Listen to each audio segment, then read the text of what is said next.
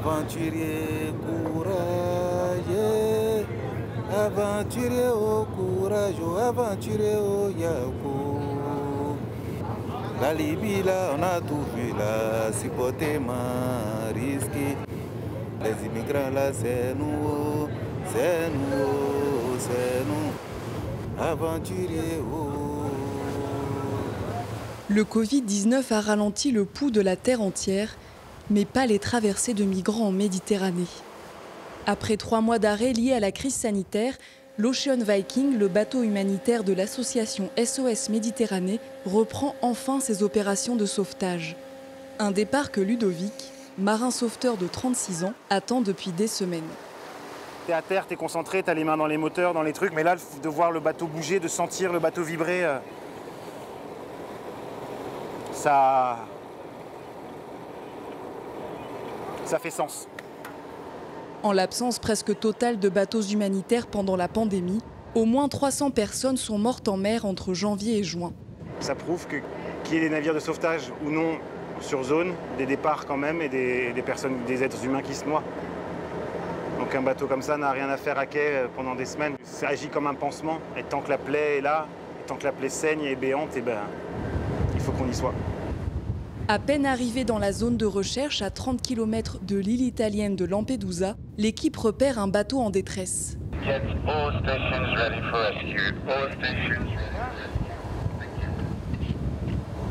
Les gars, rappel rapide. Portez vos masques, gardez-en en plus et nous devons suivre le processus strict de décontamination après le sauvetage, comme à l'entraînement. Allez, c'est parti. Pour la première fois, les marins sauveteurs doivent porter masques et visière, un protocole sanitaire pour éviter toute contamination du Covid-19 à bord. Je suis là pour vous aider. Tout le monde reste assis et calme, ok ? Une opération de sauvetage risquée. 51 migrants sont entassés dans cette embarcation qui prend l'eau. L'équipe décide de transborder en priorité une femme enceinte, très affaiblie après 2 jours en mer sans boire ni manger. Madame, vous pouvez rester là, pas de problème. Mon ami, va à l'arrière.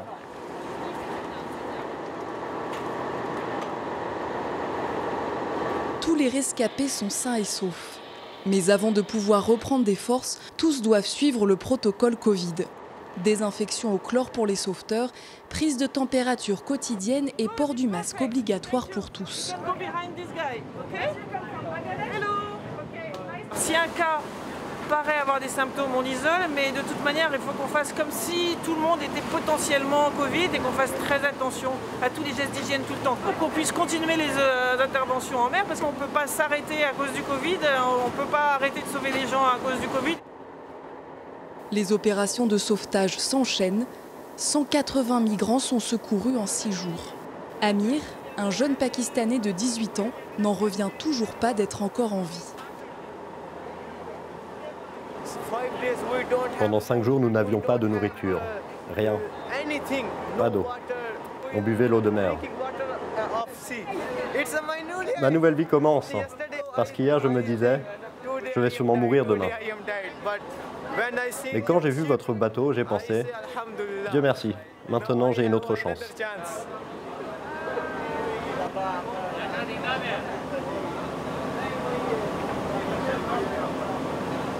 Dans ce lieu où les corps se détendent enfin, les traumatismes remontent à la surface.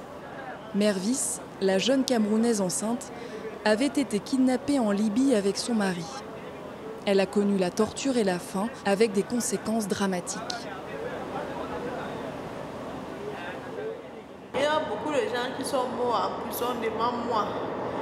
Mourir. Ah Dieu. Ah oui, même mon enfant qui était dans le ventre était mort.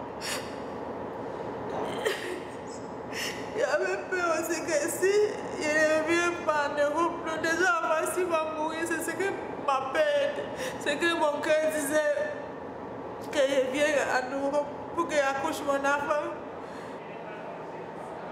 Après 5 mois de grossesse, la jeune femme de 24 ans réalise sa première échographie à bord.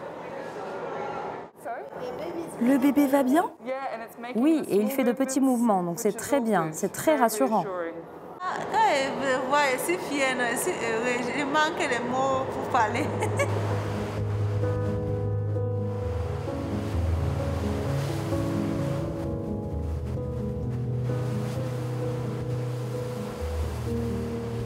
Mais ces instants de bonheur dissimulent à peine une nouvelle angoisse. Aucun port n'accepte d'accueillir l'Ocean Viking et ses passagers. Ludovic tente d'apaiser les rescapés.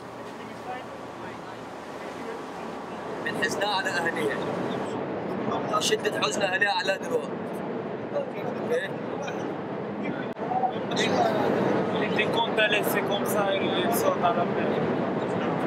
Moi, je veux pas. Il est que moi, je l'aime. C'est mon frère, on est sur le même bateau. C'est inhumain de même pas. On envoie des mails tous les jours, on appelle, on n'a pas de réponse, même pas d'accusé de réception. Moi, je les comprends, hein. Je deviendrais fou si je pouvais pas prévenir ma famille que j'étais sain et sauf. Ça me met en colère, ça me donne envie de pleurer, j'ai honte. Les craintes de Ludovic se confirment. 2 rescapés se jettent à l'eau. Pour la première fois, les sauveteurs font face à l'inimaginable, la peur de la mort sur ce bateau ambulance. Ils seront finalement sauvés.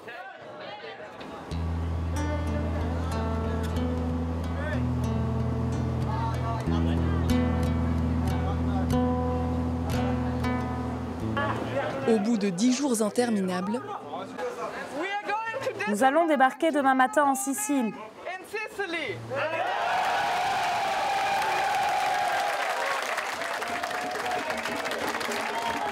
le port d'Empédocle, dans le sud de la Sicile, va accueillir les 180 migrants pour une quatorzaine, avant le saut dans l'inconnu.